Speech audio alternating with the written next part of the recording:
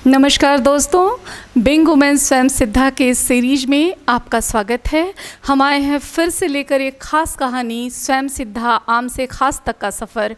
जानिए कि बिहार के एक साधारण उच्च मध्यम परिवार से निकलकर देवी जी ने किस तरह राष्ट्रीय अंतर्राष्ट्रीय स्तर पर सफलता के झंडे गाड़े और किस तरह से अपनी एक अलग पहचान बनाई। तो स्वयं सिद्धा सफ़र आम से ख़ास में देवी जी आपका बहुत स्वागत है और हम दिल से आभारी हैं कि इस शो के लिए आपने अपना कीमती वक्त निकाला। आपका बहुत बहुत स्वागत। बहुत बहुत शुक्रिया, thank you so much. Devi ji, being women Swayam Siddha में असल में हम ऐसी किसी भी महिला स्त्री लड़की की कहानी दर्शकों को सुनाते हैं जिन्होंने अपने किसी खास टैलेंट के दम पर कोई खास पहचान हासिल की होती है और उससे समाज की बाकी स्त्रियों को, लड़कियों को प्रेरणा मिलती है। तो मैं ये समझती हूँ कि आप बिहार, यूपी और इस तरह के सारे प्रदेश की लड़कियों के लिए एक रोल मॉडल हैं और आपके बारे में उन्हें ज़रूर पता होना चाहिए। तो आप उन्हें ये बताएं कि आप मूलतः बिहार से हैं और बिहार में वहाँ का जो परिवेश है, वहाँ संगीत और स्टेज शो जैसी चीज़ों को बड़ी नकारात्मक दृष्टि के साथ देखा जाता था, तो अभी भी देखा जाता है। तो वैसे में किस तरीके से आप वहाँ से यहाँ तक पहुँची? और मुझे पता है कि पारिवारिक परिवेश आपका काफ़ी अच्छा रहा, आपके माता पिता का काफ़ी सहयोग मिला, लेकिन पारिवारिक सहयोग के अलावा आपको अपने अंदर वो कौन सी चीज़ें महसूस होती हैं जिसकी वजह से ये लंबा सफ़र इतनी जल्दी तय हुआ? देखिए, ये मैटर नहीं करता है कि आप किस जगह से बिलोंग करते हैं, आप क्या सोचते हैं, आपका विज़न क्या है, उसके ऊपर आपका लाइफ डिपेंड होता है। तो मैं बहुत लकी हूँ कि मेरे माता पिता का जो विज़न है, स्पेशली मेरे पिताजी का, वो बड़ा ही क्लियर है। और मेरे पिताजी फ़िलासफ़ी के प्रोफेसर हैं और माताजी भी बॉटनी पढ़ाती हैं। तो जो पारिवारिक जो माहौल मिला वो मुझे बहुत ही ज़्यादा, जिसको कह सकते हैं कि ओपन माइंडेड लोगों के साथ मैं रही हूँ। तो ये चीज़ें बहुत मायने रखती हैं। और अगर आपके अंदर हौसला है और आपके अंदर टैलेंट है और आप मेहनती हैं, तो इन सारे गुणों का आपको रिवार्ड मिलता है। डज़न्ट मैटर कि आप किस जगह से बिलोंग करते। मैंने देखा है कि बहुत ही ऐसे जगहों से निकले हैं जहाँ पे बहुत बीहड़ जगहों से निकल के लोगों ने बहुत ऊंचा स्थान प्राप्त किया है। तो मेन चीज़ होता है आपके अंदर का वो जज्बा, दैट्स वेरी इम्पॉर्टेंट। अच्छा, आपके यहाँ एक जो पारिवारिक पृष्ठभूमि आपकी रही है, आपके माता पिता दोनों प्रोफेसर रहे हैं, शिक्षा का बहुत ज़्यादा माहौल रहा, और तो वैसे में संगीत के प्रति आपकी अभिरुचि, मतलब आप अगर याद करें तो बचपन से वो कौन सी घटना आपको याद आती है जहाँ आपको पहली बार लगा हो कि हाँ, मुझे संगीत के क्षेत्र में ही जाना है या मुझे गाना है, ये पसंद है? ये बात कब समझ में आई? देखिए, इस मामले में भी जो हमारे पिताजी हैं उनका बड़ा ही डिफरेंट अप्रोच रहा है। कभी ऐसा नहीं है कि किसी चीज़ में जाना है, सब कुछ स्वतः हुआ है। और अगर मैं लोकप्रिय हुई हूँ या लोगों ने मुझे जाना है, या तो इसके पीछे मुझे लगता है कि कभी भी ऐसा कोई इसके पीछे कोई लस्ट नहीं था कि नहीं हमें सक्सेसफुल होना है इसलिए संगीत में जाना है। संगीत क्योंकि अच्छा है, अच्छा, आपको पसंद है। या हमारे पिताजी ने हमें हमेशा खेल कूद के लिए भी हम लोगों को काफ़ी प्रेरित किया। इसलिए नहीं कि इसमें कुछ करना है, इसलिए क्योंकि बच्चों के स्वास्थ्य के लिए अच्छा है। बच्चे जब क्रिएटिविटी में रहेंगे तो ऑटोमेटिक वो एक अच्छे नागरिक होंगे। तो मेरे पिताजी ने अच्छी चीज़ों को हमेशा प्रोवाइड किया हमारे लाइफ में। और संगीत चूँकि अच्छी चीज़ है और मेरी रुचि थी, इसलिए पापा ने मुझे इसके लिए हमेशा कोऑपरेट किया। जैसे बहुत सारे बच्चों में अगर संगीत है और उनके माता पिता उन्हें सपोर्ट नहीं करते हैं, उनको उनकी रुचियों पे ध्यान नहीं देते हैं, तो मैं इस मामले में लकी हूँ कि मेरे पिताजी ने काफ़ी बहुत मेरे को सपोर्ट किया। और वो सपोर्ट भी बड़े ही उस सपोर्ट के पीछे ये कोई इच्छा नहीं थी कि मेरे बच्चे ये हो जाएं, वो हो जाए। जस्ट वो म्यूज़िक लाइक करती है, उसको उसमें सपोर्ट मिलना चाहिए। और ये मेरा लक है कि जिस चीज़ में मेरी रुचि थी उसमें मुझे मतलब लोकप्रियता भी हासिल हुई। तो छपरा जैसे शहर से और फिर मुंबई और विदेशों तक का सफ़र, तो मैं चाहती हूँ कि आप अपनी जो आपकी एक कर्म की प्रक्रिया रही, यहाँ तक पहुँचने का जो आपका एक रास्ता रहा, तो थोड़ा सा वो आप शेयर करें। हाँ, ये मेरा सौभाग्य है कि मैंने बहुत सारे कंट्रीज़ को भी ट्रैवल किया, वो म्यूज़िक के थ्रू भी किया, और ऐसे हमारे फ्रेंड्स भी पूरे वर्ल्ड में है। और उसका एक और कारण ये है कि हम लोग का ऋषिकेश में म्यूज़िक आश्रम हम लोग रन करते हैं, और इसके पीछे भी मेरे पिताजी का विज़न रहा है। और हम लोगों को लगता है कि लाइफ पीसफुल होनी चाहिए, और अच्छी लाइफ जीने के लिए बहुत सारे जो चीज़ें हैं वो बड़ी इम्पॉर्टेंट है। एक अच्छी लाइफ जीने के लिए संगीत ज़रूरी है, एक अच्छी लाइफ जीने के लिए प्रकृति का सानिध्य ज़रूरी है। ऋषिकेश प्रकृति से भरा हुआ जगह है। हाँ, ये प्रश्न मैं पूछने वाली थी कि आपने साधना स्थली को ऋषिकेश ही क्यों चुना? डेफिनेटली, और यहाँ माँ गंगे हैं। अभी मैं जस्ट माँ गंगे के पास से वॉक करके आ रही हूँ, और माँ गंगे को जब आप उनके करीब जाते हैं, सानिध्य में जाते हैं, तो एक बहुत ही अंदर से एक पूरी, जो इसको कह सकते हैं कि एक संतुष्टि की फीलिंग आती है। और ये ऋषि मुनियों का की धरती रही है, तो डेफिनेटली इस जगह में वो वाइब्रेशन अभी भी है।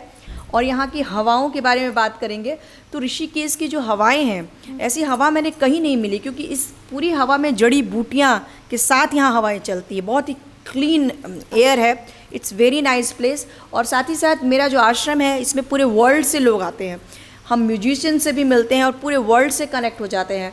तो मेरे शोज़ भी विदेश में भी होते हैं, वहाँ पे भी लोगों का बहुत प्यार मिलता है। और मैं ऐसे भी, जब मैं संगीत के अलावा भी जब ट्रैवल करती हूँ, तो मेरे फ्रेंड्स अवेलेबल होते हैं मुझे होस्ट करने के लिए फॉरेन में, तो ये एक अच्छी बात है। अच्छा, गायन के क्षेत्र में आप किन्हें अपना आदर्श मानती हैं? वो कौन से गायक गायिका हैं जो आपको सबसे ज़्यादा पसंद हैं, और कैसा संगीत आपको पसंद है? देखिए, कर्ण प्रिय जो संगीत है वो तो किसी भी विधा में वो अच्छा लगता है। तो मुझे हर स्टाइल का म्यूज़िक पसंद है, और ख़ासकर जब मॉर्निंग होता है तो उस टाइम इंस्ट्रूमेंटल म्यूज़िक जो है वो बहुत अच्छा लगता है। मेरे जो भाई हैं राज सागुनाखा, वो बहुत ही अच्छा सितार बजाते हैं, तो सुबह में जब उनका सितार वादन होता है तो मैं बैठ के उनको बहुत देर तक सुनती हूँ। तो इंस्ट्रूमेंट की भी एक अलग खुशबू है। बांसुरी भी बहुत अच्छा वाद्य है। मेरे घर में मैं लकी हूँ कि मेरे ब्रदर इन लॉ बहुत अच्छी बांसुरी बजाते हैं, या हौर जिहालो, तो उनकी बांसुरी भी सुनती हूँ, वो भी बहुत अच्छा लगता है। और उसके अलावा कुछ जो सिंगर्स हैं उनको मैं बहुत अच्छा मानती हूँ, जैसे के.एल. सहगल जी। अच्छा। इनकी जो आवाज़ है उसमें एक बहुत डेप्थ है और बहुत ज़्यादा वाइब्रेशन है उनकी आवाज़ में। और उनके बारे में जो दिग्गज हैं संगीत के या अन्य फील्ड के, उन्होंने उनका लोहा मानते हैं। तो के.एल. सहगल साहब की आवाज़ बहुत अच्छी लगती है। साथ ही साथ मुकेश की आवाज़ में अलग डेप्थ है, बहुत मीठी उनकी आवाज़ है, और एक आवाज़ में एक वेट जो है वो भी है। रेशमा जी हैं, आबिदा परवीन जी हैं, मुन्नी बेगम हैं, उनके भी गाने मैं बहुत गाती हूँ बचपन से। तो ये सारे कलाकारों की मैं बहुत बड़ी फ़ैन हूँ। अच्छा, आपने कहा कि आप मुन्नी बेगम के गाने गाती हैं और पसंद करती हैं, तो मैं चाहूँगी कि आप अपनी आवाज़ में उनकी गाई हुई एक कोई भी गज़ल या जो कुछ भी चाहें वो सुना दें। ज़रूर, मैं सुनाती हूँ आपको। हाथ दिया उसने मेरे हाथ में, मैं तो बलि बन गया एक रात में। हाथ दिया उसने मेरे हाथ में, मैं तो बलि बन गया एक रात में। इश्क बुरी शे सही पर दोस्तों, इश्क बुरी शे सही पर दोस्तों, दखल ना दो तुम मेरी हर बात में। हाथ दिया उसने मेरे हाथ में, मैं तो बलि बन गया एक रात में। हाथ में कागज के लिए छतरियाँ, हाथ में कागज के लिए छतरियाँ, हाथ में कागज के लिए छतरियाँ, घर से न निकला करो बरसात में। हाथ दिया उसने मेरे हाथ में, मैं तो बलि बन गया एक रात में। इश्क करोगे तो कमाओगे ना, इश्क करोगे तो कमाओगे ना, तोहमत बटती नहीं खैरात में। हाथ दिया उसने मेरे हाथ में, मैं तो बलि बन गया एक रात में। Thank you. बहुत अच्छा आपने सुनाया। अच्छा, अब आपसे ये पूछना चाहती हूँ कि आपने तो इतने सारे गीत गाए हैं, तो बतौर गायिका आपको अपने गाए गीतों में 5 ऐसे कौन से गाने हैं जो बहुत ज़्यादा पसंद हैं? कुछ गाने बहुत अच्छे हैं, जैसे अभी मेरा जो लेटेस्ट सॉन्ग आया है हिलोर मारे, वो सॉन्ग मुझे बहुत अच्छा लगता है। उसका म्यूज़िक चंद्रभूषण जी ने दिया है, बहुत अच्छे राइटर हैं और वो म्यूज़िक भी बनाते हैं, तो उन्होंने लिखा भी है और म्यूज़िक दिया है, तो ये गाना मुझे बहुत अच्छा लगता है। और चंद्रभूषण जी का ही एक सॉन्ग है मुझे इश्क का रोग लगा, इसका फिल्मांकन भी बहुत सुंदर है। तो ये 2 गाने बहुत अच्छे हैं, और भी बहुत सारे गाने। और सच्चाई तो ये है कि जब कोई गाना आपको ज़्यादा पसंद आता है तभी आप इसे गाते भी हैं, तो हर गीत पर का कई बार ये होता है ना कि गायक गायिका को कोई गाना रिकॉर्डिंग के वक्त बहुत पसंद आया, शायद दर्शकों ने उसे उतना नहीं सुना, और कई बार जो बहुत ज़्यादा हिट हो जाता है वो आपकी अपनी पसंद में शायद कम शुमार होता है। तो इसलिए मैं जानना चाहती हूँ 3 और नाम बता दें आप। और एक मेरा एल्बम है अइले मोरे राजा, उसका एक गाना है ले ले अइहा हमरे राजा जी जयपुर से चुनरी, एक मतलब फोक सॉन्ग है, तो इसका भी ट्यून वगैरह बहुत ही अच्छा है। फिर मेरा एक सॉन्ग है ये जो हल्का हल्का सुरूर है, इसकी लाइनिंग्स बहुत अच्छी है, तो ये भी अच्छा गाना आज यो राजधानी वाला हाँ, राजधानी तो बहुत ही ज़्यादा फेमस है और सभी दर्शक भी पसंद करते हैं। और हाँ, वो भी मुझे गाना राजधानी पकड़ के आ जाओ, ये सारे गाने भी अच्छे लगते हैं। अच्छा, गायन के अलावा साहित्य और सामाजिक जो एक समाज सेवा है, इसमें भी आपकी अभिरुचि अक्सर देखी जाती है, तो आप थोड़ा सा बताएंगे कि गायन के अलावा इन दोनों क्षेत्रों में आप क्या चाहती हैं, कैसा महसूस करती हैं? देखिए, मुझे लगता है कि सेवा जो है वो एक बहुत ही अच्छी चीज़ है और ये लोगों को बड़ा रिलीफ देती हैं। सेवा कई तरह की सेवाएं हो सकती हैं। इवन अगर कोई व्यक्ति डिप्रेशन में है और आप उसको जाके इवन अच्छी सी स्माइल देते हैं, it's also kind of service. आप उसमें एक पॉजिटिव वेव देते हैं, उसको अच्छे से बात करते हैं, ये भी एक अच्छी बात होती है, ये भी एक सेवा है। तो हमारी ये कोशिश होती है कि जो हो सकता है, हर कुछ हमारे हाथ में नहीं है, लेकिन जितना भी हो सकता है लोगों को ज़रूर, अगर आप कुछ सेवा कर सकते हैं तो ये एक बड़ी बात होती है। जैसे कि अगर आप अपने ही ऊपर देखिए, अगर मैं कभी अचानक घायल हो जाती हूँ, सपोज़ मैं किसी एक्सीडेंट हो जाता है और उस टाइम कोई व्यक्ति आता है, आपको उठाता है, हॉस्पिटल पहुँचा देता है या फिर आपकी बैंडेज कर देता है, तो आप कितने ग्रेटफुल होते हैं उस व्यक्ति के प्रति। तो मुझे लगता है कि हेल्प जो है वो आपके अपने लिए भी अच्छा होता है, और आप जब किसी को हेल्प देते हैं तो वो बहुत अच्छा फील करता है। और इवन हम लोग के यहाँ गौशाला भी है, तो हम लोग 5 गाय हैं और उनकी हम लोग सेवा करते हैं, तो बहुत अच्छा फील होता है, एक अच्छा वाइब्स आता है आपको खुद बड़ा। अगर मुझे लगता है कि अगर आप खुश रहना चाहते हैं तो आपको डेफिनेटली हेल्पिंग का भाव जरूर रखना चाहिए। और ये बिल्कुल मेरा ये माना हुआ है कि जब आप किसी को हेल्प करते हैं, किसी के लिए इवन अच्छा सोचते हैं, तो वो कहीं ना कहीं आपके जीवन में वापस लौट के आता है। मैंने अपने देखा है कि मैंने अगर 10 लोगों को हेल्प किया है तो 100 लोग मुझे हेल्प करते हैं। तो सेवा करना, हेल्प करना, सर्विस देना, आई थिंक ये लोगों के जहन में डेफिनेटली होना चाहिए। जितना हो सके आप जरूर सेवा का एटलीस्ट भाव ज़रूर रखना चाहिए। ये एक बहुत अच्छी बात है, क्योंकि जब लोग तरक्की पे होते हैं, शिखर पे होते हैं, तो फिर वो अपने काम और अपनी बाकी शोहरत के अलावा इन सब चीज़ों को शायद इतनी गंभीरता से नहीं सोच पाते। लेकिन जैसा कि देवी ने कहा कि सेवा का भाव रहना बहुत ज़रूरी है, मतलब इंसान का संवेदनशील होना और हेल्पफुल होना जो है वो ज़िंदगी के लिए बहुत अच्छा है। मुझे जहाँ तक याद है आपने शायद 2 किताबें भी लिखी हैं, तो आप थोड़ा सा बताएं कि लिखने का जो एक शौक़ है या एक प्रेरणा है वो कैसे? देखिए मेरी दो डायरी नोट्स है जिसका नाम है माई डायरी नोट्स, और ये 2 भाग में है। और इसमें जो भी हमारे जीवन के जो अनुभव हैं उसको कुछ शेयर किया गया है, और कुछ जो चीज़ समाज में हमने देखा है उसको हमने अपने तरह से उसको लिखा है। हाँ, और तो आप सबको आपने पढ़ा उसको, इसके लिए शुक्रिया। और आई होप कि जब दर्शक हमारे गायन से अलग हट के पढ़ेंगे तो शायद उनको भी अच्छा लगे। तो आप देख रहे हैं कि हमारे साथ एक ऐसी कलाकार हैं जो गायन ही नहीं, साहित्य, समाज सेवा, इन सारी चीज़ों में काफ़ी दिलचस्पी रखती है और काफ़ी कुछ करती हैं, बहुत सक्रिय बनी रहती हैं। देवी म्यूजिक आश्रम के बारे में मैं चाहूँगी कि आप एक बार थोड़े से विस्तार में दर्शकों को बताएं।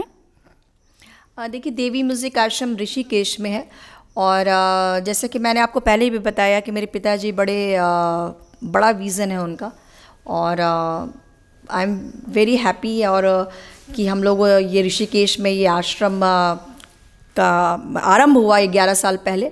और यहाँ पे मेन चीज़ है कि पूरे वर्ल्ड से लोग आते हैं, और जैसा कि इसका नाम है म्यूज़िक, तो यहाँ प्रमुखता दी गई है म्यूज़िक को। इवन हमारे घर में भी आप देखेंगे कि चारों तरफ सितार और मतलब जो इंस्ट्रूमेंट है। तो क्या इसे एक संगीत गुरुकुल के रूप में समझा जाए? ये एक ऐसी शुरुआत है जहां आप चाहती हैं कि देश विदेश से जो लोग भी संगीत या संगीत की किसी भी विधा में अभी रुचि रखते हैं वो यहाँ आएँ और सीखें भी और सिखाएं भी, कुछ इस तरह का ये एक प्रयोग है। बिल्कुल ऐसा हो भी रहा है। मेरी यहाँ पे सिस्टर है नीति, वो यहाँ के बहुत सारे जो लोग पूरे वर्ल्ड से आते हैं उनको संगीत की शिक्षा देती हैं, और साथ ही साथ बहुत सारे एक्टिविटीज़ यहाँ होते हैं म्यूज़िक से रिलेटेड, और उसके अलावा भी बहुत सारे जैसे योगा है, मेडिटेशन है, ये सारी चीज़ें जो लाइफ को इन्हेंस करती हैं। और आप देखेंगे कि लोग बहुत तनाव में हैं, बहुत, तो एक ऐसा प्लेस जहाँ पे लोग रिलैक्स हो सके, एक दूसरे के प्रति एक अच्छी भावना लोगों के अंदर हो, एक ब्रदरहुड की भावना हो, ऐसा माहौल बनाने की कोशिश की गई है, ऐसा माहौल देने की कोशिश की गई है। और साथ ही साथ यहाँ पे हम लोग एक साथ रहते हैं, एक दूसरे का कल्चर सीखते हैं। कोई अमेरिका से आता है, कोई कनाडा से, कोई रशिया से, कोई जापान से, तो एक दूसरे को हम सब एक्सचेंज करते हैं।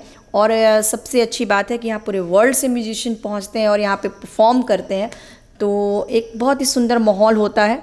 और इसके पीछे बस इतना ही उद्देश्य है कि एक संगीतमय जीवन हो, एक अच्छी लाइफ हो, और फ्री लाइफ। इसमें ये भी ध्यान दिया जाता है कि लोग कि फ्रीडम का ख्याल रखा जाए। जैसे कि आपने गुरुकुल कहा, तो गुरुकुल का एक कुछ हमको लगता है कि उसका एक खास पैटर्न है। हाँ, अनुशासन तो यहाँ पे भी है, लेकिन अनुशासन के साथ साथ लोगों की जो इंडिविजुअलिटी है उसको भी हम लोग उसका भी ख्याल रखते हैं, क्योंकि हर व्यक्ति जो है वो अलग अलग है।